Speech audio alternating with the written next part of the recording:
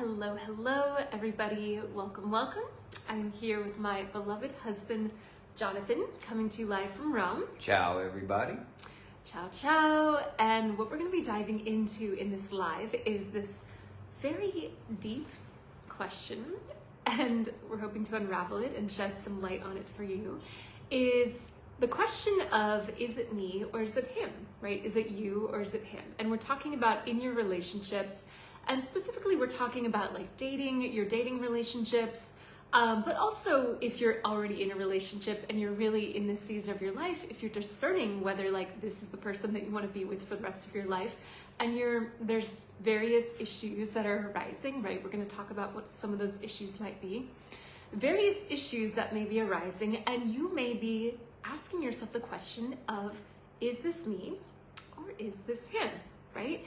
And so we're going to dive into this, and this question, the answer to this question is a little bit more nuanced than perhaps you may have thought originally. So we're super excited to dive into this very important question. This is such a deep well and absolutely necessary. I've been thinking about this topic all day, watching people distressing on Facebook about their relationships and thinking how much it relates to this topic. And it's a topic that can almost seem frivolous, right? Is it him or is it me? And it's a great mystery for most people, but for us it's really not, right? We can usually unravel it within a week or two often. Yeah. And that's what I love about this work, is things that just seem so mysterious, you can actually know. You can find out. You can have a system and a way to test it and see, and then over time it becomes very clear. It will actually present itself. Where most people, we just see floundering. They're trying to wing it. I think with love, because you can just dive in and do it. It's not like electrical engineering or something. But you can learn, is it me or him, and avoid a lot of problems and get a lot of victories if you learn this. So. Yes, and this conversation is so important in the context of discernment, right? Because it's like, if you're on the journey of discerning if somebody is the one for you or they aren't the one for you, you have to know, like, is it you or is it them, right? Because if it's you, then that's something that you can fix. That's something that you can make some adjustments, and then you will get, you can fix the situation from your side of the street. But if it's something that's him, right, you want to be able to have the clarity that, like, oh, this actually isn't me, and this is something that he's bringing to the table, and this is something I actually have to say no to, so I can move forward with my life, right? I can move forward in my love life, I can move forward with my relationships, and I don't get stuck in a situationship or a kind of a dead-end relationship that's going nowhere. So I think it's really important to have this clarity in the context, really, of discerning the one. Yeah, discerning marriage. I've been on hundreds of love diagnostic calls over the years where this was a perpetual question that kept people unmarried, not in their partnership. They were in a situationship because they didn't know how to answer this question. Yeah, so. Sometimes for several years. Yeah, so, okay, let's talk about this. Like, so what are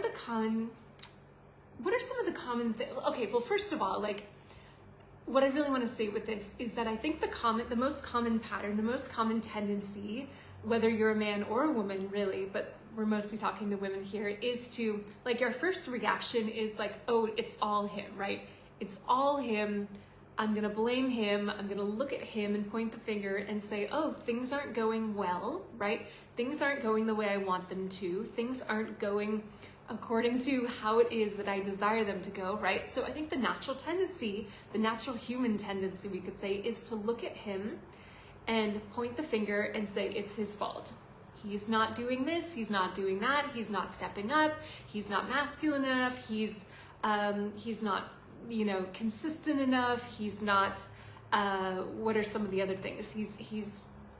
What are some of the other things that women say?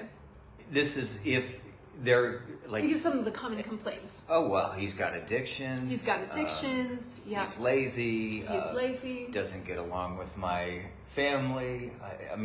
It can be endless. He doesn't dress well. Yeah.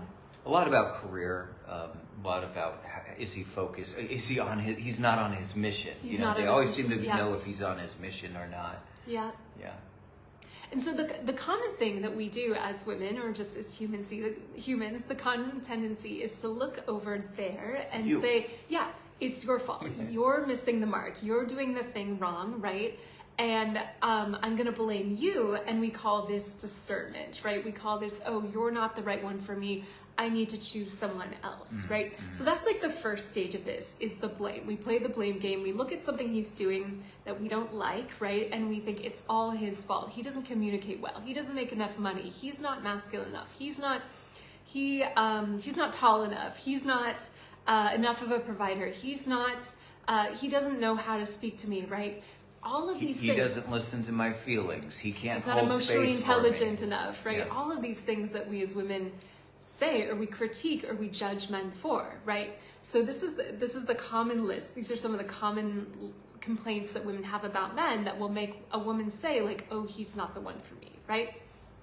Now, here's the funny thing that happens with that is often a woman will go into, she will start doing personal development, and she will start actually having some self-awareness around the fact, the truth, that men to a large degree are responding to us as women. And this is something that we have seen over and over and over again in our work, is that, like, to a large degree, okay, this is not 100% universal, but to a large degree, men are responding to women, okay? The whole adage of, like, happy wife, happy life, we found this to be the case over and over and over again. And there's certain things that how a woman holds herself, like the posture that she holds within her own life, and especially in relationship with men, like there's certain postures, there's certain ways of being, and certain ways that she can relate to him, right, that will bring out the best in him or bring out the worst in him. Yes. Right? So when she starts going on this journey of personal development, and maybe she starts going on the journey of understanding men and understanding relationships and doing all this excavation, right? The tendency then can be like, oh, it's all me, right? I'm the problem. Oh, I have this incredible power as a woman to set the tone for what it is that I want, right? And if I'm not getting what I want, then I can just change the tone, right? I can just change myself. I can just be his muse, right? I can be his inspiration. I can just be this goddess, this queen, right? That just brings out the best in men around me, right? So there is truth to this, 100%. Absolutely. We have found this to be the case over and over and over again in our work.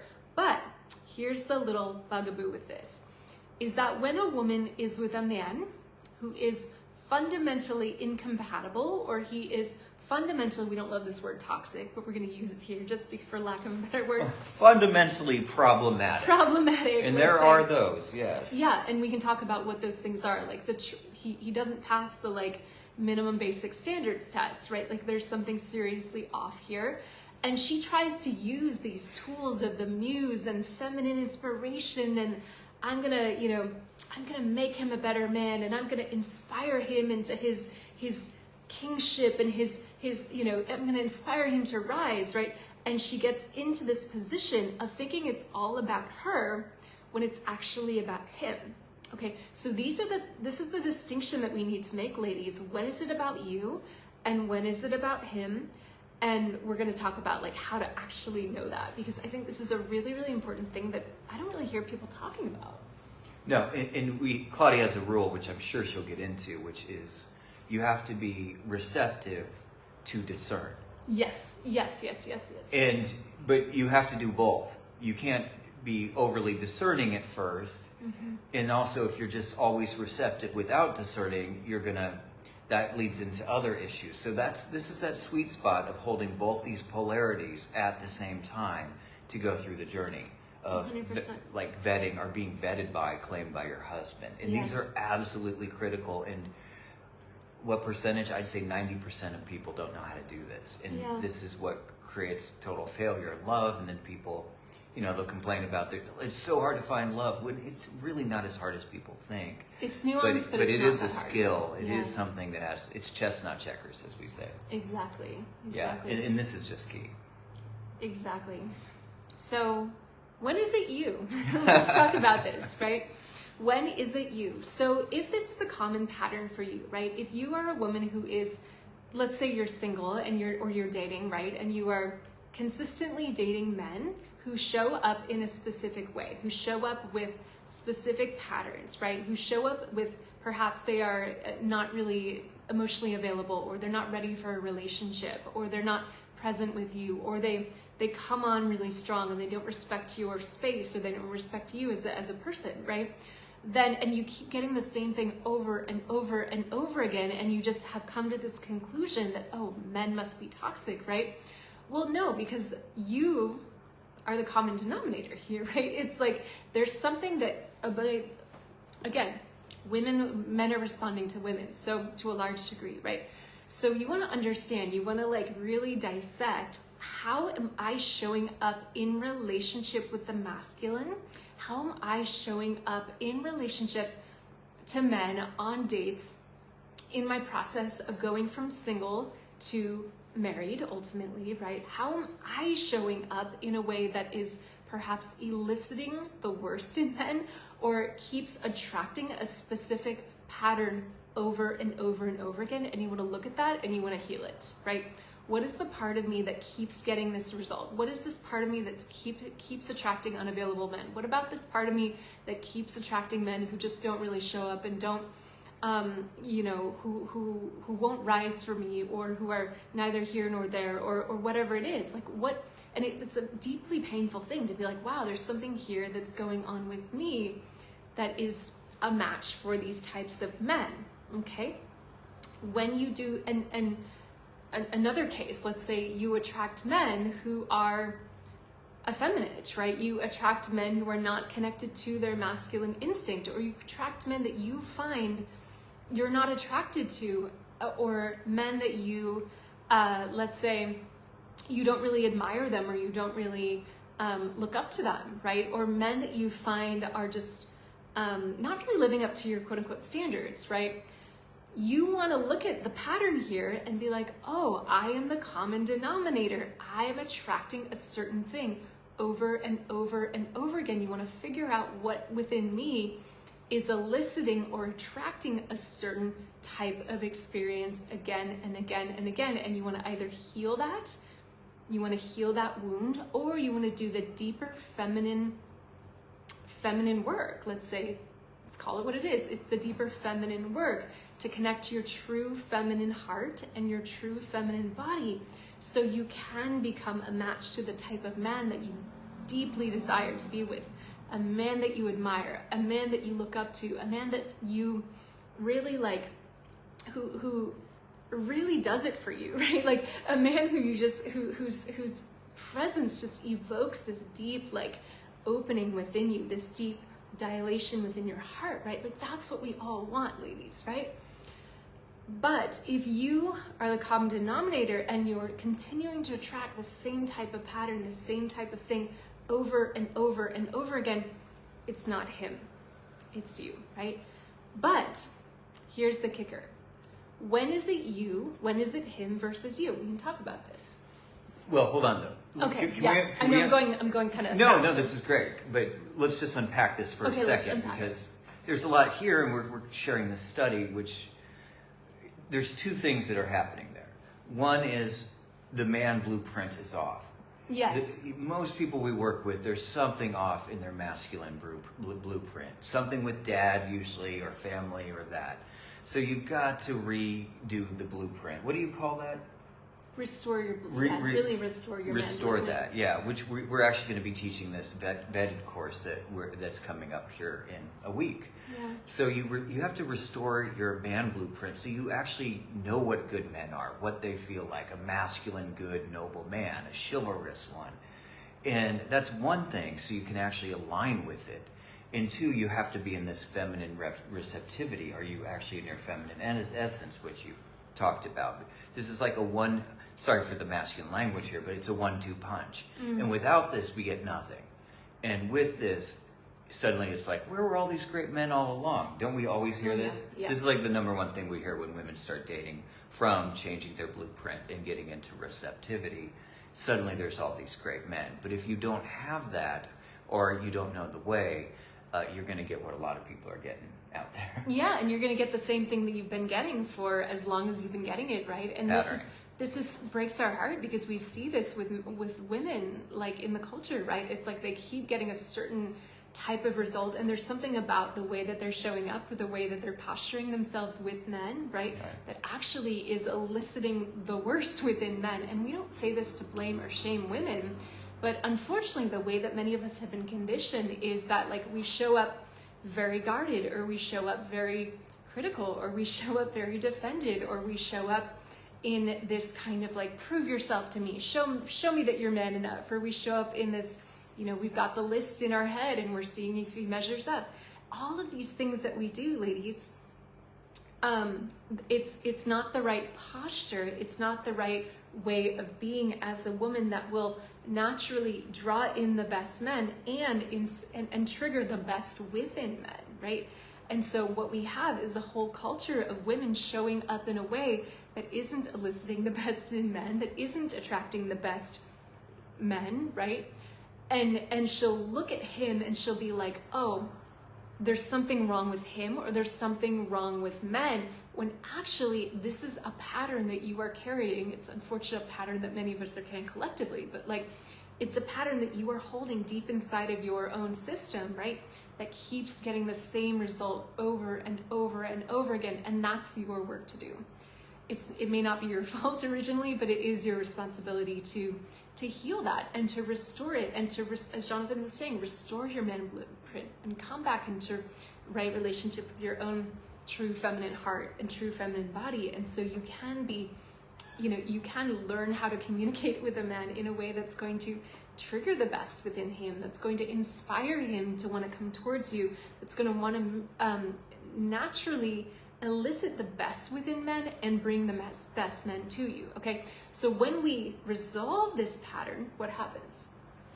You were talking about that, but... Yeah, well, also I think that's what the culture does, is it's making women too aggressive with men, too entitled, too disrespectful, and it's really an epidemic.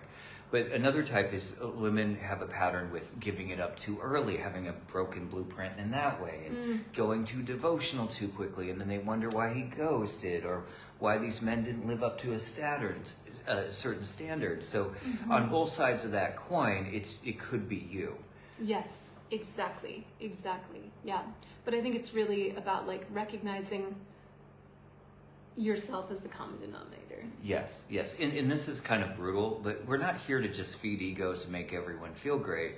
We want to give the love life, deliver the love life that people deserve. So, you know, and I expect this. We're in a personal growth culture, saying I'm responsible and take total accountability for my love life. I don't think that's too much to ask, really. Right, exactly. But the one issue that can happen with that, or this is what we want to. Now we're getting into the second part, whereas when you're trying to do it all and thinking you can change a guy who is unchangeable, that's and right. Boy, we don't want that. Exactly. So the second case scenario is when it's more about it's about him versus you.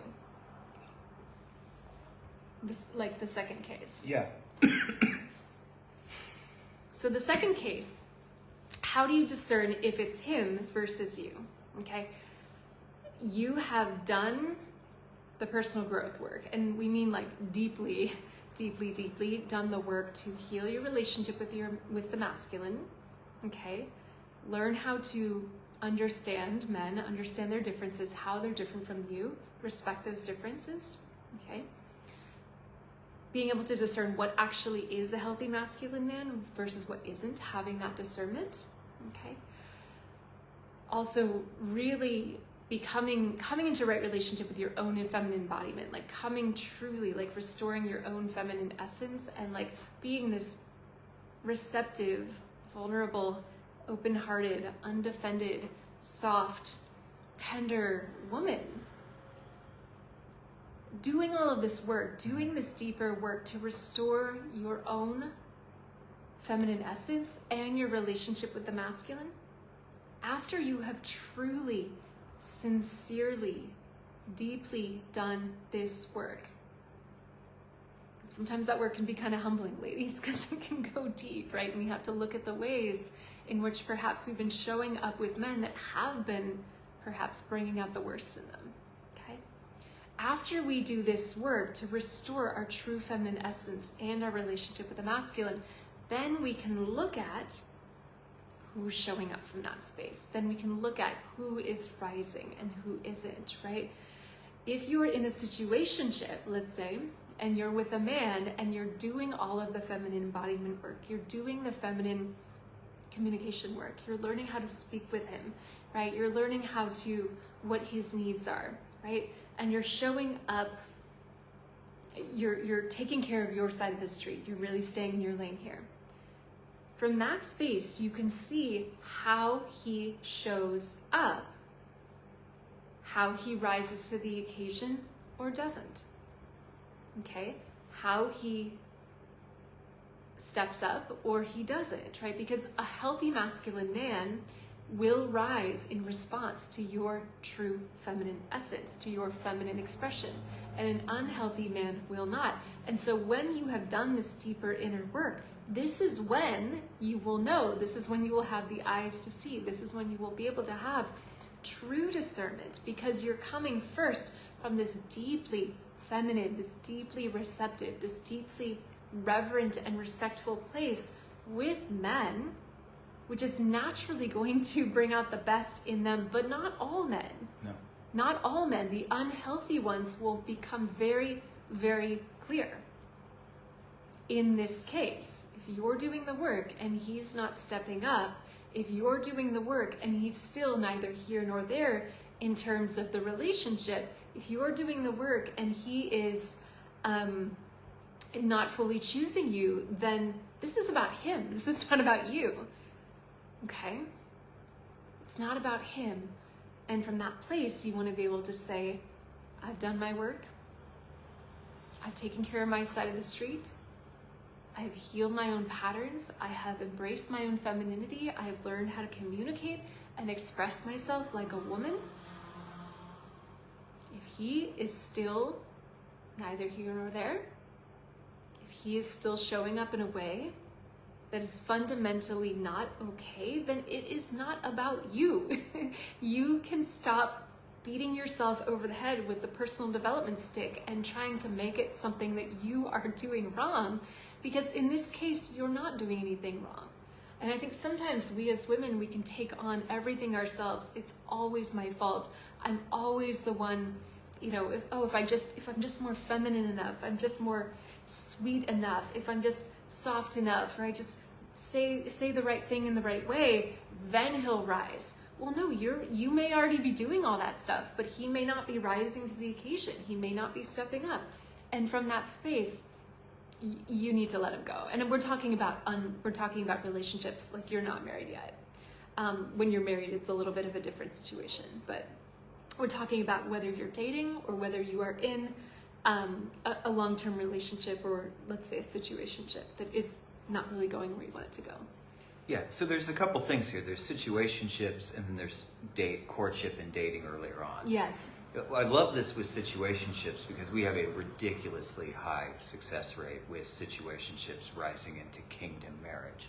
We were in a situationship way too long. And when we got married, we didn't know how cool it was. We were, wow, why didn't people tell us, right? So yeah. We love accelerating or like elevating situationships, and this is the process to do that. There's also some very skillful feminine communication that happens too. And you give them a chance to rise, and you see, and you check it out. You give them a chance to rise, and you see and check it out. You're not there, did he do it? Did he not? That's not the vibe. Right. And if he rises, which more often than not they will, because men don't get this appreciation, feminine receptivity, inspiration. And when his life gets better, this is what happened to me, he claims. And so quite often we'll have that success, but sometimes we'll do this, and this is when he's not the right one. Yeah. He answers really sarcastically all the time. Now, I love a good dose of fun sarcasm. Claudia knows, but if he's just always cynical and sarcastic about everything, It's probably a no. He's got some addiction that's pretty intense and he's not willing to change whatsoever. Alcoholism, those kind of things. What are some others? I think him just, hey, this is one. Yeah, I don't think I ever want to get married or have kids. Okay. Yeah, well, you probably can't change that, right? That's something you just have to like accept about this man, and like no amount of feminine inspiration or saying the right thing or doing the right thing or being the right way as a woman, right? No amount of femininity work or like healing your relationship with the masculine is going to change a man who's fundamentally entrenched in this ideology of I'm never going to get married, I'm never going to want kids, I want to date a lot of women and I never want to settle down, right? Like, who are we kidding ourselves, ladies? You don't want to get into a relationship with a man where you feel like, oh, I'm just going to do all this feminine work and I'm going to change him, right? Like, this is the most detrimental place that we really warn our women who come into our work. Like, okay, this guy may never change, right? Like, he may never rise to the occasion. He may never step up. And in fact, if you've been doing this work for, a while now, we'd say about 3 months, and you haven't seen significant shifts in how it is that your dynamic is playing out, then there's a good chance that he's not going to budge. He's not going to change.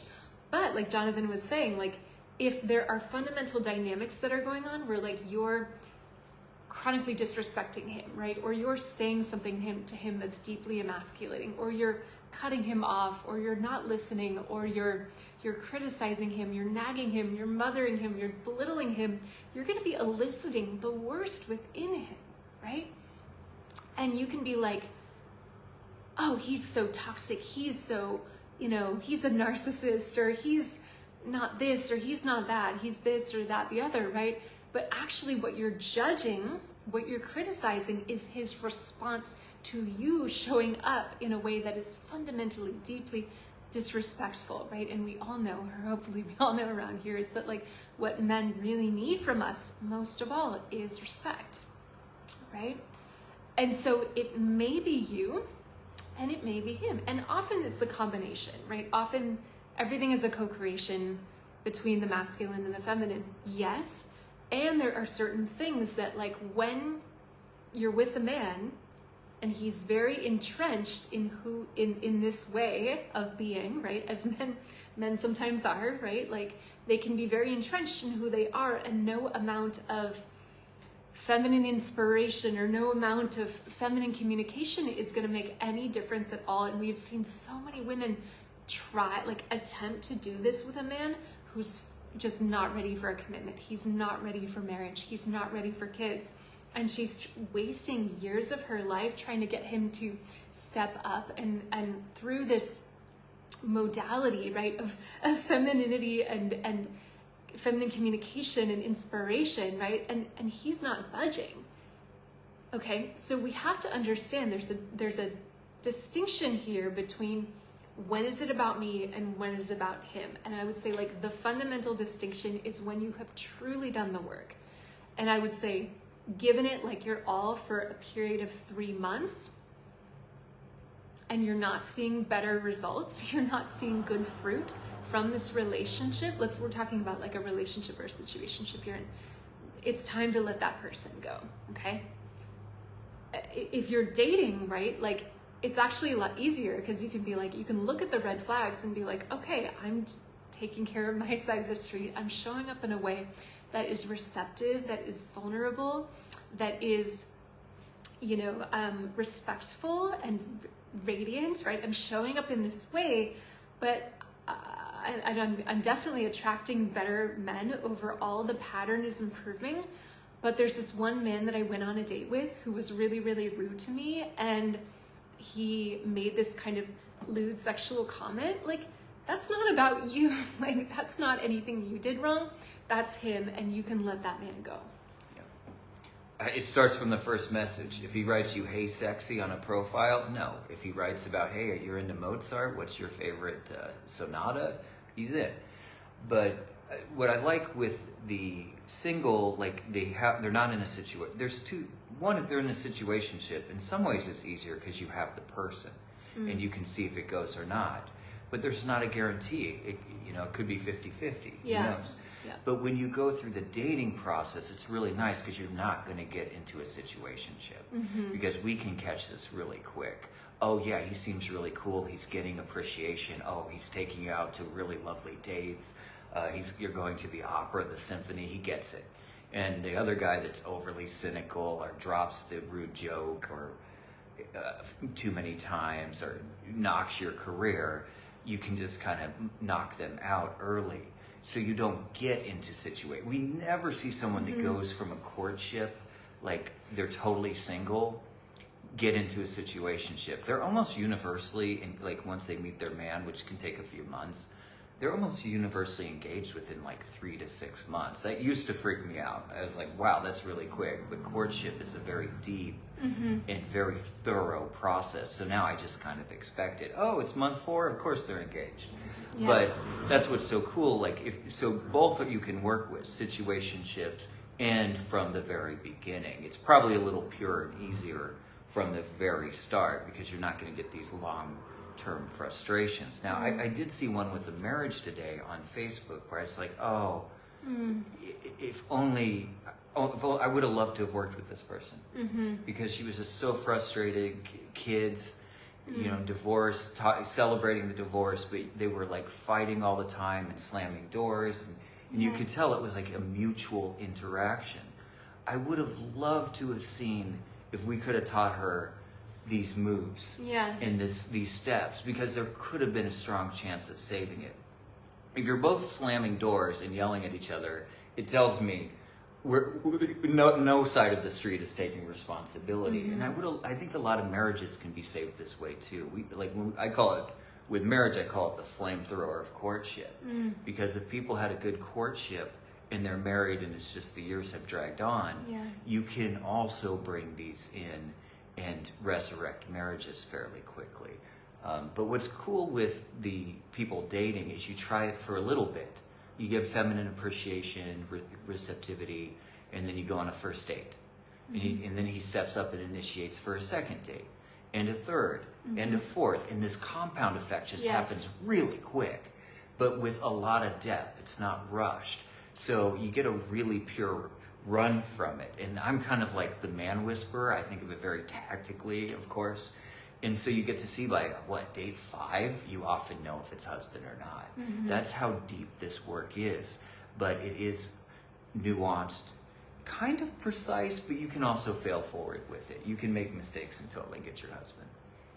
Very, very well said, honey. Thank you.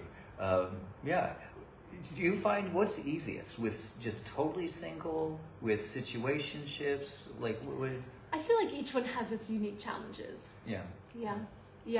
But when you're dating, the good news is that, like, you, when you do this deep work on yourself, right? When you do the deep femininity work and you learn how to actually be receptive and in your heart on a date, right? And like actually be soft and vulnerable, right? And respectful and appreciative towards a man. It's like, when a man is connected to his healthy masculine instinct, right? When he is a good man, if he is a healthy masculine man, you're gonna know almost immediately, right? If he's not, you're also gonna know almost immediately. So that's the beautiful thing about this discernment process that we have developed over the years, right? Is that, like, when you do this, when you show up in this way on a date, you have the clarity that really, really, you have the eyes to see whether a man is a good man, or whether, you know, and there's potential for more, and this man is somebody that you actually want to go on a second date or a third date or a fourth date with, right? You have that clarity.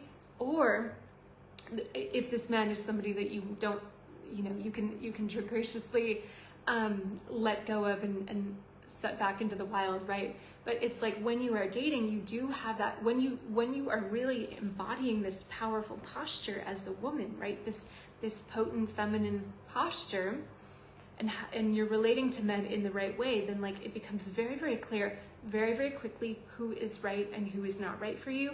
And this is what we're going to really be going into in our upcoming vetted program. But here's what a lot of women do. A lot of women show up guarded. They show up entitled. They show up with their list. they show up critical, they show up with no man is ever good enough. And it's like they're carrying this, I know we don't use this metaphor too often, but like they're almost having this like invisible barbed wire up where he's just like, oh, I just want him to, you know,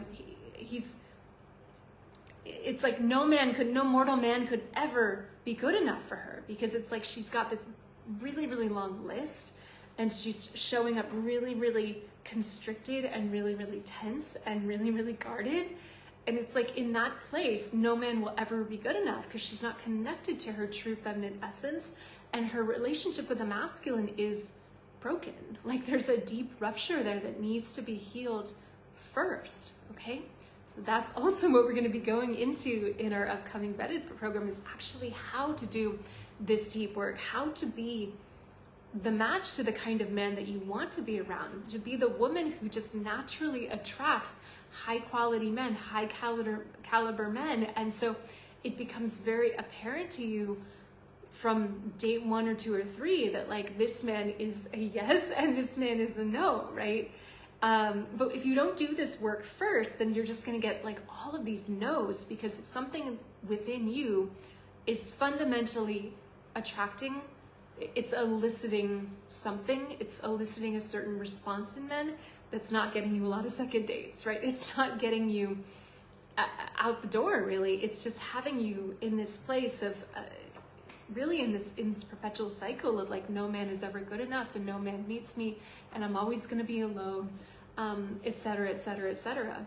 Yeah, and the problem is that doesn't have anything to offer the men. You may be knocking off the second dates, but they're not going to be into it either. I always tell ladies, we have nothing to offer him right now. Where it's appreciation, feminine receptivity, sweetness, they go a long way. And this is why I love this work, is you'll see people who have struggled in love for 5, 10, 15 years go out and have almost immediate success. Like fairly quickly things start to pick up, and wow, I love it when they just say, I didn't know where were all these great men all this time?